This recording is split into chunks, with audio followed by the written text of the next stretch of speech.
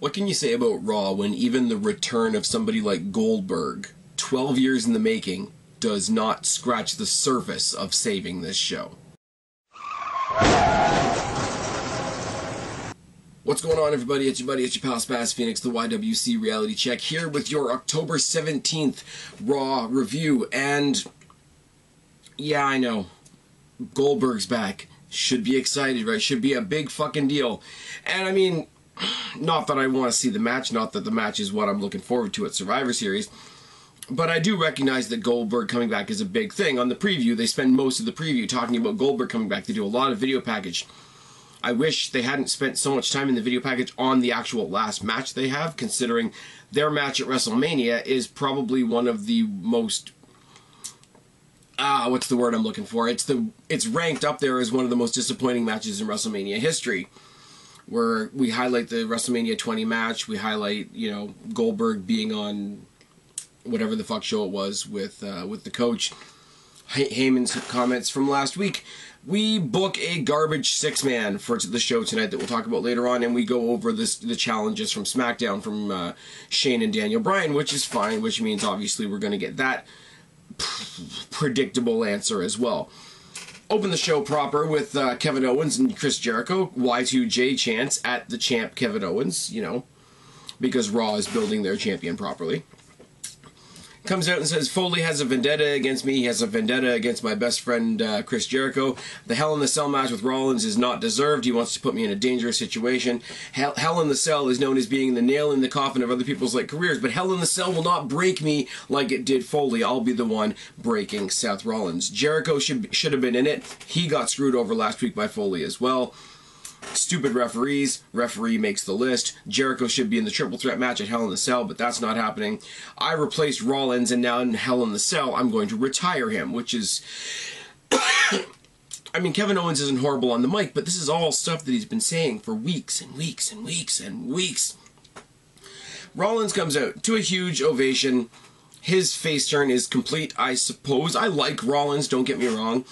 He comes out, he rips both guys, he tries to be funny, and he adds them to his own list, which is great. And then he goes on about a 2-minute thing referring to Chris Jericho by his new nicknames, Sparkle Ass and Sparkle Crotch.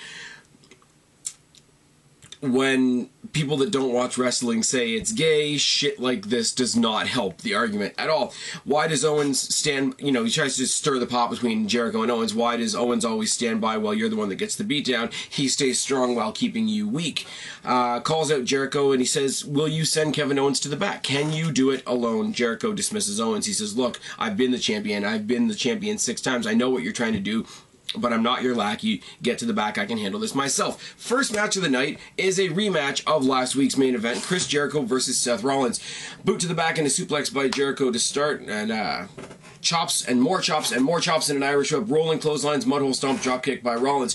Both men trade punches for a while, and chops and a backbreaker by Jericho. Catapult hangman by Jericho. Rollins eats the guardrail, kitchen sink by Rollins. Rollins hits the rolling clothesline. Second rope blockbuster by Rollins is kind of nice, a little bit different for him, which is cool. They trade finisher attempts, and there's a drop kick by Jericho, launching Rollins out of the ring and launching us into commercial break. Jericho gets crotched on the second rope as we come back. Drop kick by Jericho. Jericho rides a headlock back to trading punches once more. Running knee by Rollins. Mic check into the turnbuckle by Rollins is always good. Sling blade by Rollins. A back elbow and a lion salt by Jericho. High knee by Rollins. And the Falcon Arrow, which I really wish was his finisher. I mean, I know there's an ongoing story. He's going to fight Triple H. He's using the pedigree to send a message to Triple H, but whatever. Owens comes back on the ramp. Distraction, suicide dive by Rollins, suicide dive by Rollins, I can speak, I swear, and a springboard knee. Walls of Jericho and an enziguri by Jericho. Codebreaker is countered into the pedigree while Owens sits idly by once again as Rollins gets another win. They bicker up the rampway as they go to the back. Goldberg, in the first of many video, you know, this is what Goldberg's done in his career, tribute type deals, they show Goldberg's debut against Hugh Morris in WCW. You know, the first one in the 173-0. Lita was not on the pre-show. Lita is actually... They're in Denver tonight, I think, but she's in Denver. She's interviewing the women that are going to be in the Hell in the Cell match, pumping it up as you know, the historical thing that it is. Now, whether you want to acknowledge, whether you want to agree, that putting these ladies in a Hell in the Cell match is a good thing or not, that's up to you. I know there's a lot of people that don't think it should happen, and I get their opinions on that. I know there's a lot of people that think it's great, and I get their opinions on that. But what you can't deny is that it's a historical thing, because when they say there's never been a women's Hell in the Cell match, that's accurate. So you cannot deny the historical significance of it, even if you don't agree with it. Lita basically carries the interview, though, because God knows we don't need Charlotte having a microphone in her hand. Lita talks for Charlotte, talks about the legends that have fought in Hell in the Cell before them, talks about Forbes referring to Charlotte as the greatest women's wrestler ever, which just makes me laugh. Charlotte rambles, and basically it's a bunch of repetitive, I'm a winner, I was born a winner, I was made to be a winner, I'm a winner, I'm the woman. And I want to play a drinking game, and I said this on Twitter before Raw started. Every time they get through an entire Raw with a Charlotte match in it without mentioning that she's Ric Flair's daughter, I'll have a drink. I'd like you to know right now that I am stone cold sober. Truth and Goldust and Mark Henry versus Titus O'Neil and the Shining Stars in the what the fuck, why do I give a shit championship. Now, let's take a look at this logically. I didn't write anything about this match. What I wrote on my page literally is, who cares, the babyfaces won. Truth and Goldust, what can I say about this? Mark Henry served his purpose back 10, 15 years ago, does not need to be there now. Shining Stars, what can I say about them? Actually, Truth and Goldust and the Shining Stars, do you know why they're there? The SmackDown and Raw challenges at Survivor Series are happening, and one of those is a 5-on-5 tag team match, which means SmackDown's loaded with tag team, or not loaded, but they've got a hell of a lot more than Raw. Raw has to suddenly pull some tag teams out of their ass. That's the only reason that Golden Truth and Shining Stars are getting TV time. But Titus O'Neil is the personification of the downside of affirmative action, is he not? He's the guy that proves you can totally get away with assaulting your boss if you're willing to sell out your race to do it. Oh yes, yes he is. Jericho and Owens bicker in the back, and Stephanie says, I need you two for the Survivor Series matches in November. When they come back to the ringside, the commentators go nuts at saying that this is Stephanie accepting all three challenges. Now, that is a very lackluster way to announce that Raw has accepted SmackDown's challenges. Don't get me wrong. You knew this was going to happen. You knew as soon as Shane and Daniel made the challenge on SmackDown that these matches were happening at Survivor Series. That's a given. But you would think that Stephanie, you know, this is one of the few times that a promo in the ring from the powers that be of Raw would have been adequate. They go out there enough times in a night. They go out there to make this announcement, that announcement, this dramatic segment, etc. This announcement would have been worthy, would have been a decent reason to have the powers that be in the ring. Now, I want to detour to a rumor that I heard over the course of the weekend. Give full credit where it's due. I heard this initially on JD from New York 206's channel. Go check him out, but also it's listed on 434.com. Then the rumor is this, and I underscore the word rumor, that the male 5-on-5 match that might main event Survivor Series, which I don't agree with, basically, the winning show gets 3 draft picks from the losing show. Now, if that is the case, I don't think it should be, because I think it's dumb. Also, they're bringing the bragging rights trophy, which is going to be lame, because that's from a completely defunct pay-per-view. But there's no way, if that is the stipulation, that Raw is going to win. Raw already outnumbers the SmackDown roster 3-2. There is absolutely no reason why Raw would win if that stipulation is added, which is why I hope it's not. But if it does, I will say automatically they get 3 draft picks. SmackDown gets 3 draft picks from Raw if they win that match. And you know those 3 draft picks are going to be Sami Zayn, Cesaro, and if he's not the champion anymore, Kevin Owens. So if they put that stipulation on there, it's going to be way too fucking predictable. But put it down in the box below. Let me know what you guys think of that potential stipulation. And if they win, who would you draft from Raw to SmackDown and make it a little more interactive and have a little bit of fun. Sheamus with Cesaro in his corner, kind of, versus Big E with the New Day. Now, they're playing up this thing that last week Cesaro had a match and Sheamus wasn't paying any attention. He was dicking around on his phone. This time, they literally kept on going to the view of Cesaro's phone because he's on Facebook Live.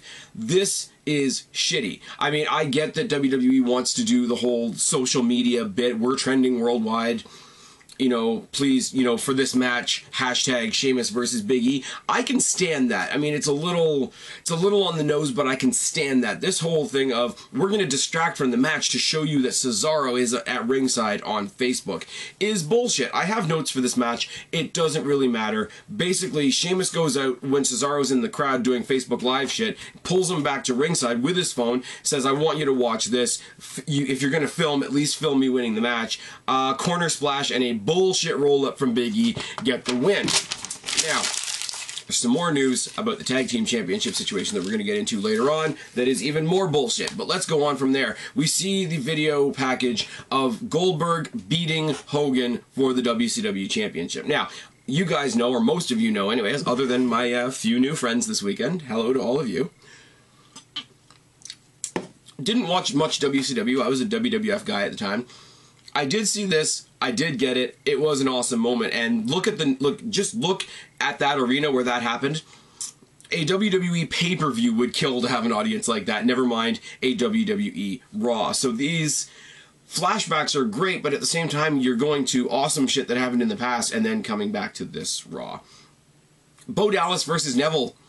And Curtis Axel is in Curtis Axel is in Bo Dallas's corner, and I really don't know who they're trying to push here because nobody looks good. And Bo Dallas beats Neville, if that matters. I don't know why Neville's not in the Cruiserweight division, but whatever, case may be. Bo Dallas wins the match and celebrates winning the match by beating up his partner. For reasons. I don't know. Speaking of 4 reasons, Dana Brooke versus Bayley. Bayley, I will admit, is good, deserves a better opponent than this, and gets a great response when she comes to the ring. But again, she's facing Dana Brooke. Dana Brooke bails to start.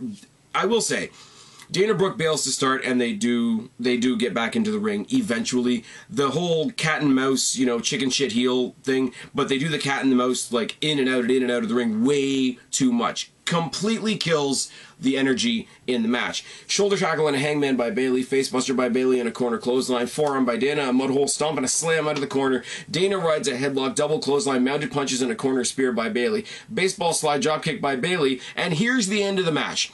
Here's what Dana managed to fuck up. Bayley's on the apron, Dana's in the ring. Grabs her, bashes her face off the post, drags her sort of limply, I guess you could say, into the ring, and goes for the pin. Now, she's the heel. She tried to put her foot on the rope to do the heely cheating pin, missed the rope. So Dana Brooke has a legitimate pinfall victory over Bayley. Now, say what you will about Bayley's gimmick. I'm not entirely sold on it myself. But go back to NXT, the stuff that she did with Sasha Banks, Charlotte, etc. We know what she can do in the ring once you get past the childish gimmick. Shouldn't be doing this. If you had treated Paige's injuries properly at the time, there's a heel she could go against. If you weren't fucking with Emma with the Emelina bullshit, there's a feud you could have. You don't want to throw Bayley in the title situation automatically. I get that. That is cool. I agree with that. Give her somebody that's not Dana Brooke or Nia Jax. Fuck, Alicia Fox would have been better than this. You missed your foot on the rope. Fucking Christ. Heyman is interviewed via satellite and said Goldberg's going to say yes tonight. I suggest he says no for his own good. Roddy rah. I'm bragging about being Brock Lesnar's advocate and Brock Lesnar's not here. Strowman takes on 3 jobbers, which I wouldn't even have wrote down except for one thing that they said on commentary. As soon as the jobbers start getting owned, they get compared to 2 guys that I can't stand, Colin the Jobber Kaepernick and No Way Jose from NXT, which made me smile. Although they do get a Let's Go Jobbers chant, they do get squashed in short order. Braun Strowman demands more competition, and out comes Sami Zayn. And I will say this. I will usually argue with the guys that, you know, you have to be big, you have to be bold, you have to be gigantic fucking jack dudes, you have to have, you know, Roman Reigns, John Cena, Goldberg, Brock Lesnar, Batista, etc. You can't, like, you know, the little guys can't fight, or the little guys can do a lot. The Sami Zayns, the Finn Balor's, the Seth Rollins, etc., can do a lot. Sami Zayn can do a lot. I'm a fan of Sami Zayn. But if you are going to show me a legitimate fight between Sami Zayn and Braun Strowman, not talent-wise, but just to look at them, even I can't defend that. I really can't. That's fucking weird. Sami Zayn comes in, stares down Braun Strowman, and gets, you know, two palms shoved completely out of the ring like a fucking jobber. Oh, yes. Which means, technically, Sami Zayn didn't even last as long as the three no-name jobbers that Braun Strowman just defeated in the match. That's not a good thing, is it? Rusev comes out, cuts a shitty promo, talks about Hell in the Cell, bashes Roman Reigns anonymously, starts making fun of the Samoan family. You know, they bash coconuts over each other's heads, and they dip their turkey in mayonnaise, I guess. And then they go into the cheese, and I just roll my eyes, and it hurts me to look at my television.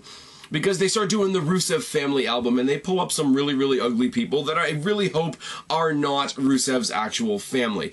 I mean, I get it, I'm not exactly an oil painting myself, but this is just terrible. Roman Reigns comes out and he tries to be funny. He talks about his family. He talks about his family, not just the legitimate Samoan family, but the Roman Empire. If you want to hit a gimmicky, fucking cliche bullshit thing right over the head, there it is, the Roman Empire.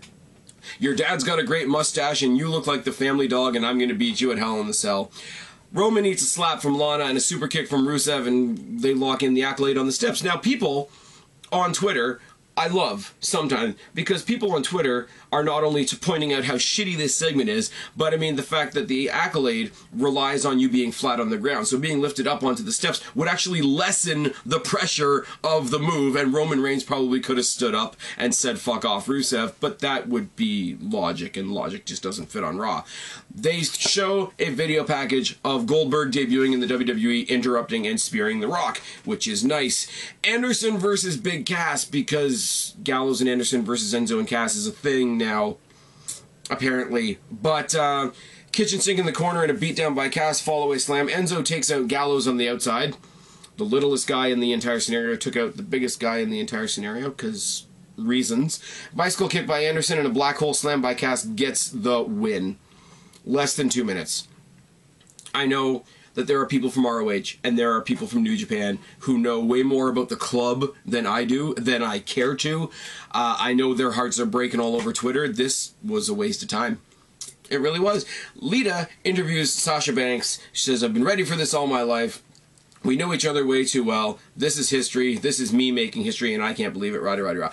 I will say, I will give Raw a shred of credit. They tried to do something a little different here. They didn't sit down these two women with typical interview people. They didn't sit them down with Renee Young or Todd Grisham or Byron Saxton or Michael Cole to get, you know, the typical backstage interview. They didn't have them come out and cut another promo in the ring, which would have meant Charlotte having a mic in her hand for an extended period of time, which nobody wants. They did this cool thing where you've got these women's champions being interviewed by another former women's champion, and it's a backstage thing. It's a little bit more intimate. Okay, I'm going to interview you and then you can respond. They tried to do something a little different here. I'll give them credit, but it failed.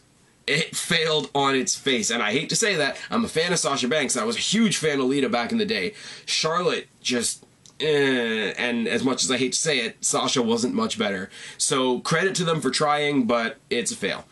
The last video package they show is Goldberg defeating Triple H for his title at some pay-per-view, some B pay-per-view that I don't remember, but he got his first title in WWE.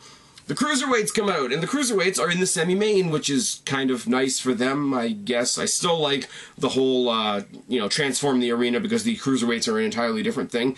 I do like that. It's a six-man tag, which means it's a messy pile of people bullshit. It's meant to build up the match between Kendrick and Perkins coming up at Hell in a Cell, which is cool. I get that. Kendrick and his team versus Perkins and his team. But it's a 6-on-6 messy match. Great match. Showcase for everybody involved. The match was Kendrick, Gulak, and Nice versus Perkins, Swan, and Alexander. Now, this is cool for a couple of reasons. Now, you got a bunch of exposure here. Gulak and Nice are entered as a team in the Dusty Classic over in NXT. Rich Swann is also entered in the Dusty Classic, along with No Way Jose, who I could do without, but whatever. Alexander is just starting his feud with Andrade Cien Almas, which is probably going to culminate at TakeOver. And Perkins and Kendrick have a fight coming up in 2 weeks at Hell in the Cell. So these are all guys that do need a lot of exposure. So it's cool for them to all get out there and show the mainstream public what they can do. Great. Still doesn't change the fact that it's a 6-man, messy match. The heels get the win from like the skin of their teeth type thing.